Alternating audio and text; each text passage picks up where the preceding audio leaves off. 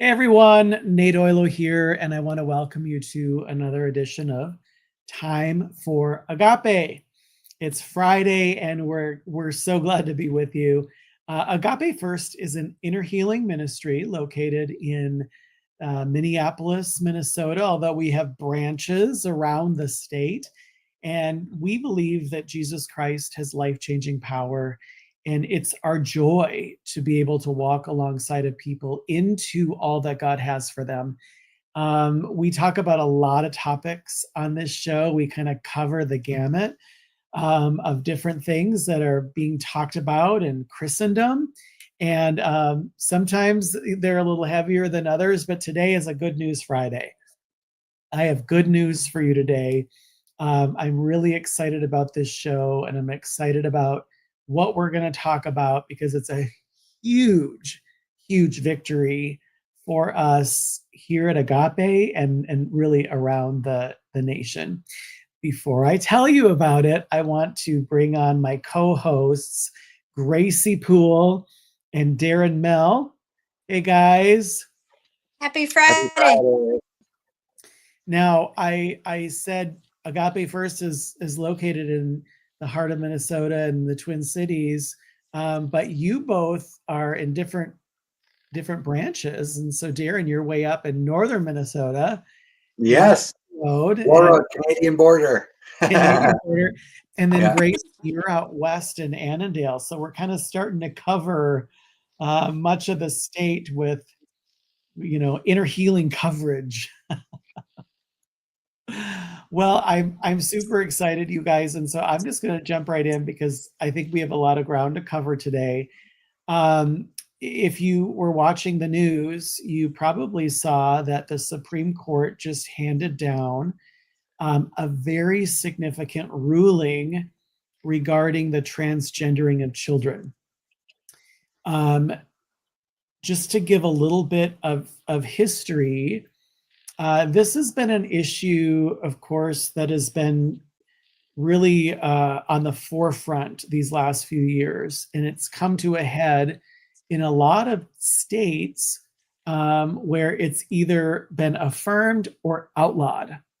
And that would be the transitioning of children, whether that's through puberty blocking drugs, cross-sex hormones, or even surgeries that, something like that might happen.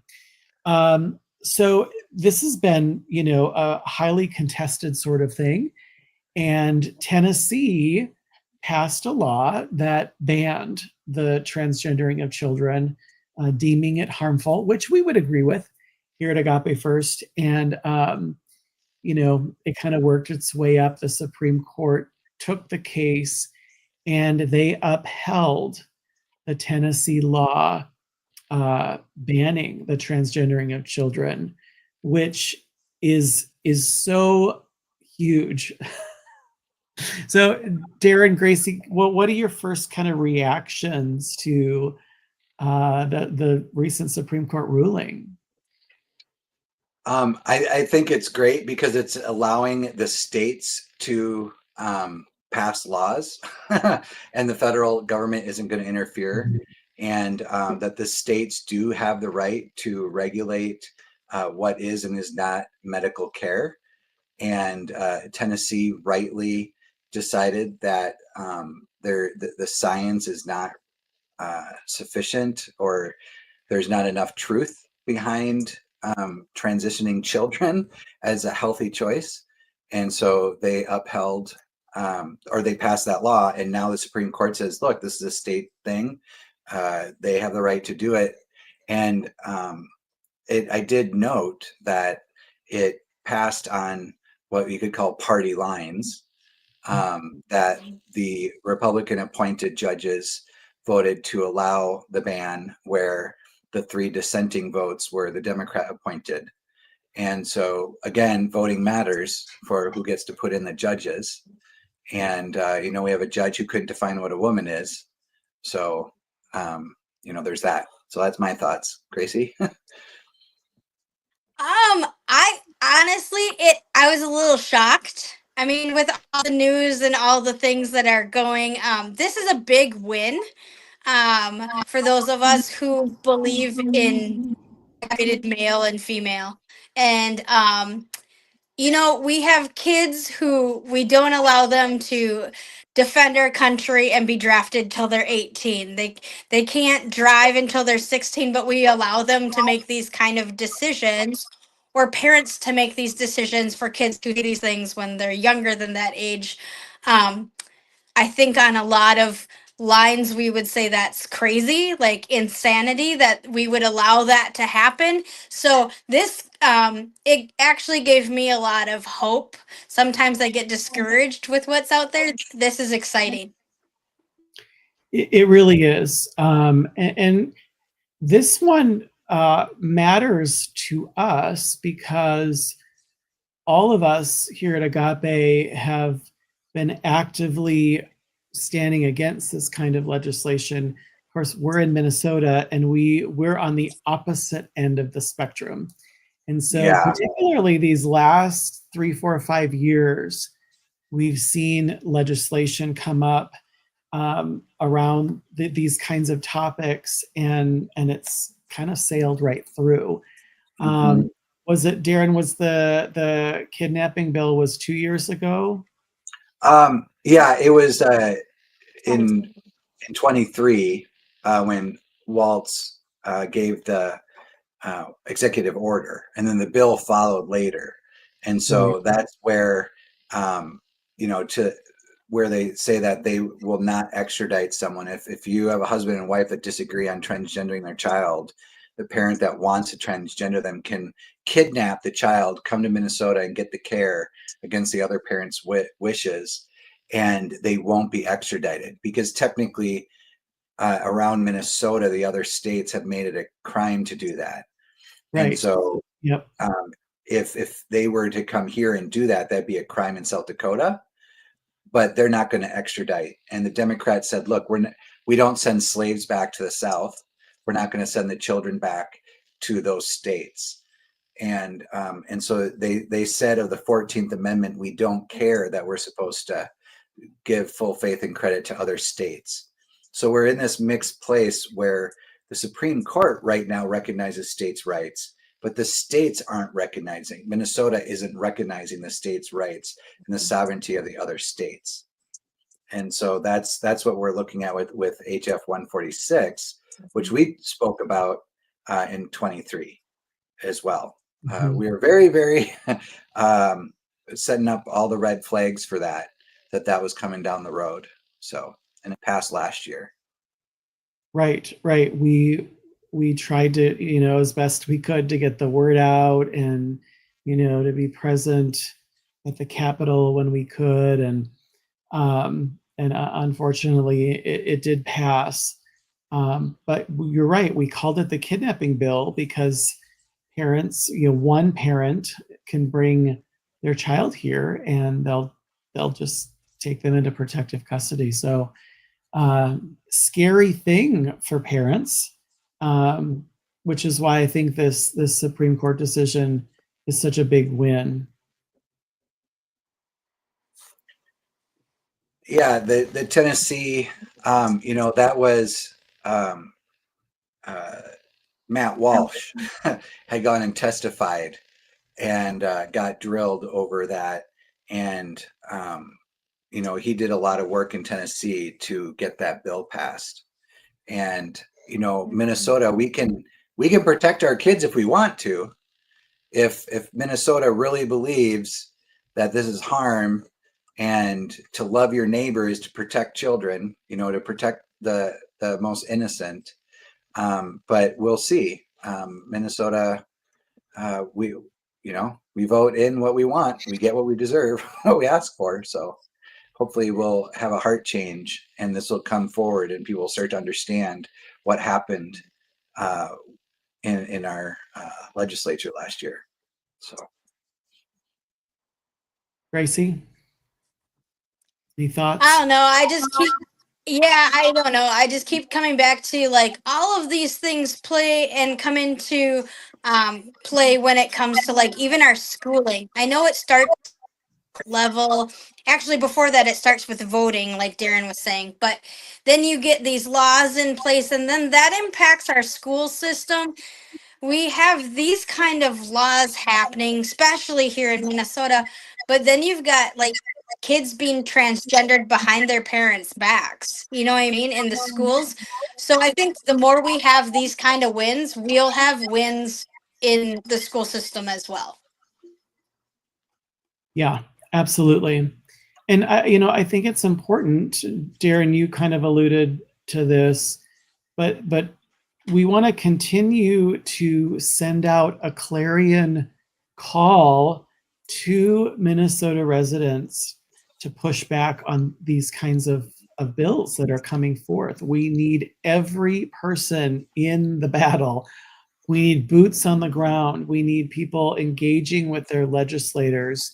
And we need people to vote their Christian values. If the church would rise up in the state of Minnesota on behalf of the children, we could really turn this around. And so I hope that this ruling gives you hope as a Minnesota resident that things can change. It doesn't have to stay the same. This is not as good as it gets. It might be helpful to just mention, why this is such an important issue. Now, I know that most people listening probably already get it. But I want to just throw this out there because I think that this is important, and I'll pose the question and then I'll let Darren and Gracie respond. But, people might say, these kids are in so much distress about who they are, their bodies, and they really believe that, they were born in the wrong body. This is who they are. And why wouldn't we want to alleviate that distress and that dysphoria? Why wouldn't we be compassionate and merciful to these kids? What would you say to that, Darren? I'll let you go first. All right. I think that the medicalization of children is not the way that you affirm them to change something about who they are physically. Who we are our bodies. We're not a spirit outside of our bodies. And I believe that to affirm them, that brings life and healing and fullness and authentic, fully integrated kind of identity, is to affirm them as God made them, male and female. And we already knew in 2014 that the APA came out and with research showing that upwards of 89% of children who are gender dysphoric in before puberty, once they go through puberty, 89%, it resolves on its own, because the body reveals itself as it grows. And the fear of going through puberty, and there's a lot of fear and shame out there about people's bodies, and I think that we're the transgender healthcare, so called, is just it's hurting and harming and sterilizing and butchering, and a kid can't make that kind of decision. They're not cognizant to know what their body is going to be like in 10 years and what they won't be able to get back. And to love those kids is to affirm them as God created them and let them grow in his will in that way, Yeah, Gracie? I think the thing that comes to mind is grooming. When you have a child so young, where did they come up with this idea? Like, there are children, little boys play with tea sets, little girls plays with GI Joes. That's just part of growing and learning, and allow the children to grow and learn on their own, with adults coming in and saying, hey, this must mean you're this way or you're that way, and let's go and have you go to counseling and get surgery because you feel this way. Darren had mentioned the allow them to go through puberty, to allow them to grow. And I think the other thing I would say is Has anybody ever heard a testimony of someone who's had these surgeries done at such a young age? There's so many lawsuits out there right now about why did you allow me to do this, or why did you do this to me? My brain's not fully developed. I didn't know what I was talking about because I was so young. There's so many testimonies, and you can't undo it. You can't undo it, and you can't go back. And I have someone that I love very much who's gone through the surgery, and you just can't go back from that and change your mind once it's happened. And so these children don't get, like, as an adult, to fully understand the consequences of what happens if they go through the surgery, and the adults with them are saying, oh well, this is what they want. Right, and Darren, I'll let you in here in a minute. I think it's really important to note that in some ways these surgeries are quite barbaric. You know, particularly certain surgeries that you might have. I mean, there's a lot they can do with the face, and you can have your breasts removed, but when it gets to dealing with some of those other parts of your body, these surgeries are horrible. They're horrible, and the effects on your body and the long-term consequences are pretty devastating. Darren? Yeah, I was praying about this and kind of lamenting, like, how did we get here, Lord? This isn't necessarily, oh, gay marriage, and then this is the floodgates. I think that's disconnected to a degree. To me, it comes down to what it is to love your neighbor. And that when people say, well, I don't care what you do as an adult, do whatever you want to your body, we're giving tacit permission to then bring that to the children. Because the same spirit that's doing this believes that people are born this way. And so when we're giving permission, do what you want. It's no harm to you as an adult. So how can we say this is harm to a child? Oh, because they can't make the decision, but then they can lay that trump card and say they were born this way. Because guess what we're also saying in the conservative, not me, not us. let me get the us and the we's separate. The conservative movement is aligning with the gay community and leveraging the gay community against this transing of children. So you get the Gays Against Groomers, for example. We're like, well, this is great. And what are the Gays Against Groomers saying? Don't trans the gay kids. So we already gave permission that we don't care if you do it as an adult, which isn't loving your neighbor. And now we're saying, well, you know what? The gays, they're going to fight with us and they're going to bring the truth forward. But what's the truth that's being forwarded? Is that the kids are gay and not trans. And so we still have lie after lie after lie at each one of these spots. And to me, and I'm sorry, I'm a Christian and a pastor, the only answer is Jesus. And we have to love our neighbor enough to tell them that they're not born gay, they're not born trans, that the entire sexual orientation, gender identity is an invention of man, and that it doesn't exist in creation. It exists as a lie and deceit and a way to get us thinking, to pull us into those things rather than the freedom that we would have in Christ. Nate, I kind of think of a double bound here, but we won't go there. But does that make any sense, or am I going too far? That makes it does make sense, Darren. And I think about what you've said multiple times on the show. The whole idea of the drag queen is that they're the I am of the gay community, right? This is who I am. Yep. They get to self-actualize and declare who they are, and based on how they feel. There's no creator telling them who they are. They are rebelling against the creator. Like God said, I am that I am. Now humans get to say, no, I am who I am. Exactly. And I think that same spirit is just trickled down to the children. If that's true of the drag queen, and like you said, Darren, if it's true that people are quote unquote born that way, then obviously it's going to have an impact on how we view children who are dealing with gender dysphoria. Well, I want to transition because we have more good news. This is a 2-for-1 sort of day. So we just Indeed. had the Supreme Court decision that was handed down. In addition to that, the Supreme Court has just agreed to take up a case that deals with the counseling ban laws that have sprung up in multiple states around the nation. So you guys might remember over the past 4 or 5 years, some of the buzzwords would be conversion therapy.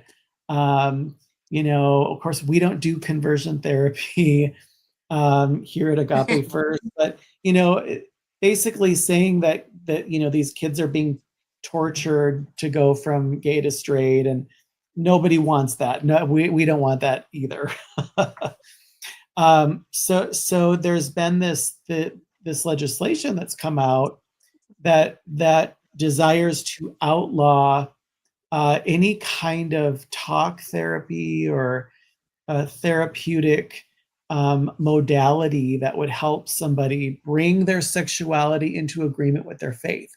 So if you are a 16-year-old Christian and you don't want to be gay, but you feel that way, it is illegal in some states for therapists to work with you on that. And of course, Minnesota is one of them. Yeah. Colorado is another, and a very brave, wonderful therapist. I think her name is Kaylee Chiles. Sued the state of Colorado, and the Supreme Court has taken up the case. We here at Agape were invited to participate by our dear friends, True North Legal, and submit an amicus brief, and that was drafted and filed last week. So you'll see it right there on the screen. Aaron Brewer, Nate Oilo, and Christian counselors, Freedom Alliance, we all banded together. And with the help of Renee Carlson, we've had her on the show, Doug Wardlow at True North Legal, all dear friends. They're just wonderful people. And so what's really cool is that our testimonies will go before the Supreme Court. That's pretty awesome. Darren. That's really awesome. Yeah. Darren and Gracie, give me your initial reaction to this case being taken up, and what's your sense about it? Gracie, why don't you go first this time? All right. Well, I mean, this is a huge opportunity. It does kind of put Agape a little front and center. We're not used to being nationally recognized. Yeah. We're local, but this is something that we have fought hard on here in the state of Minnesota. We have testified several times in different capacities. We show up, I think, even at one of our Transforming Joy, I think it was Renee who came and said, Agape is always the people who show up to fight at the state capitol. And so it is kind of cool to be participating in something that is held and recognized at the Supreme Court level. Absolutely. Yeah. And, in the end, we've gone and testified for several years. Right. Again, when the kidnapping bill passed last year, so did the abortion on demand and the conversion therapy bans. And they've made it criminal here in Minnesota. And so part of this amicus brief is giving here's the worst case from Minnesota, where I think New Jersey is the other place that has criminal fines.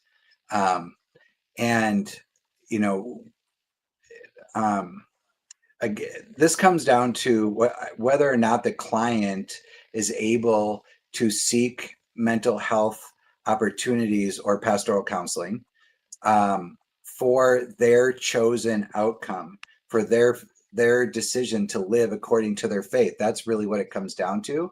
Is, are you allowed to believe that the Holy Spirit's conviction that homosexuality as a sin, and to seek counseling to address the root causes of same-sex attraction?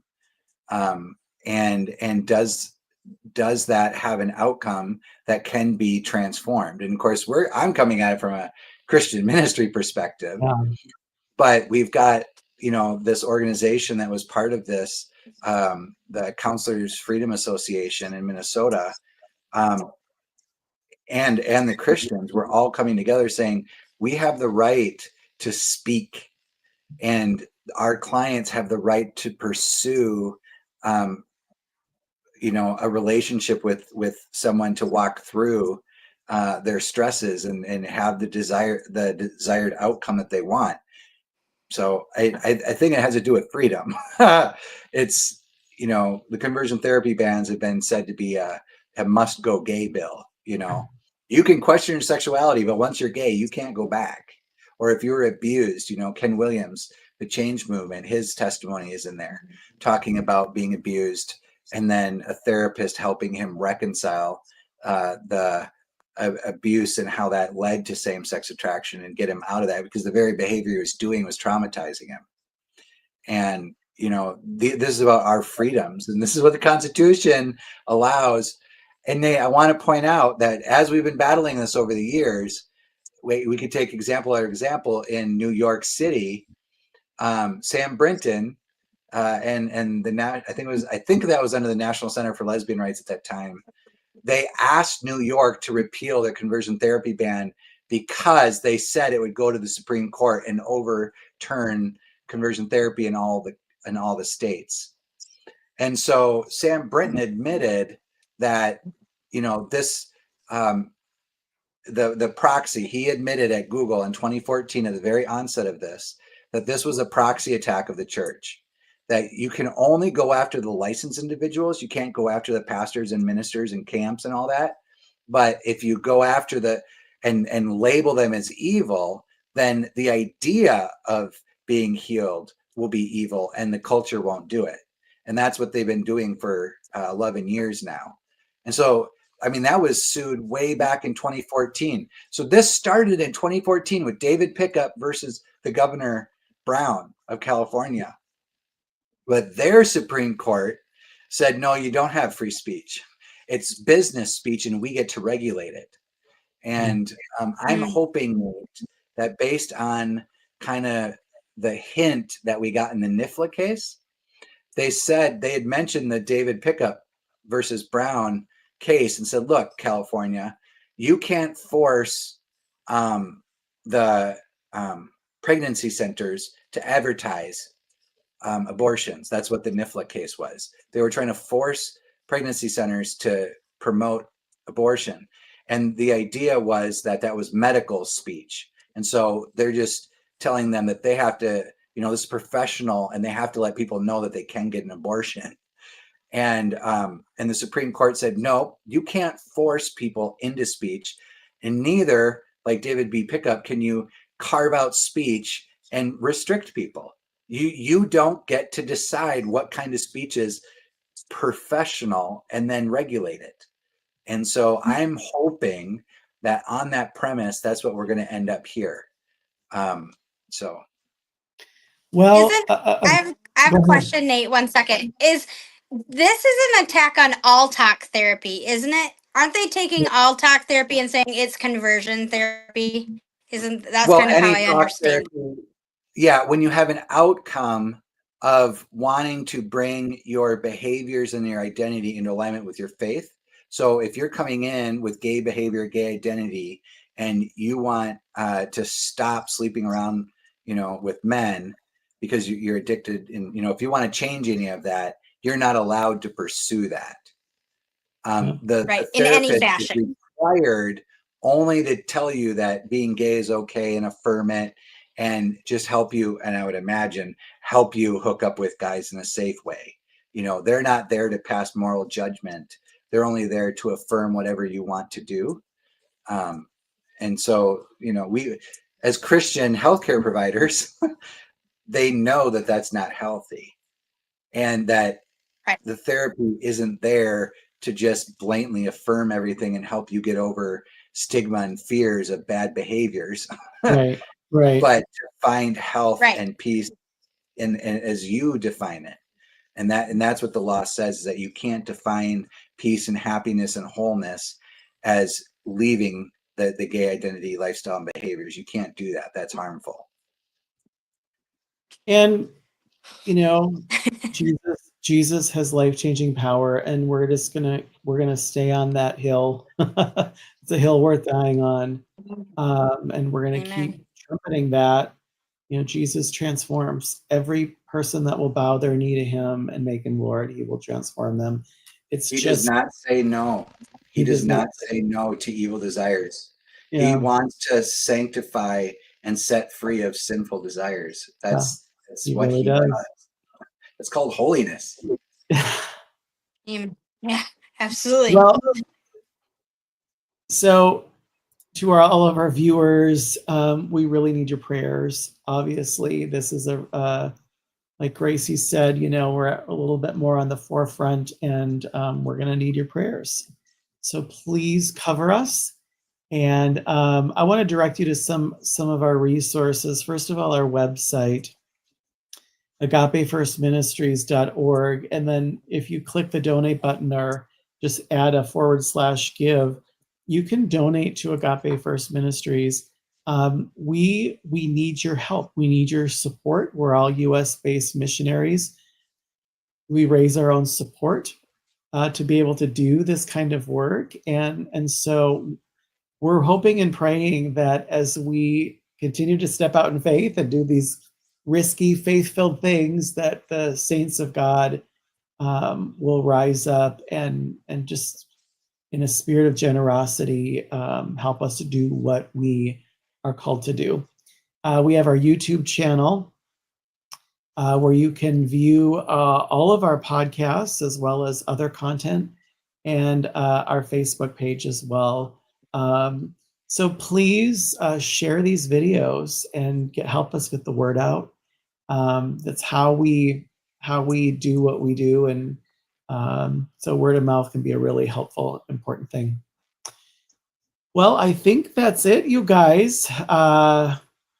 Stay tuned, everybody, for more Time for Agape. Happy Friday. Bye, guys. Happy Friday, everyone.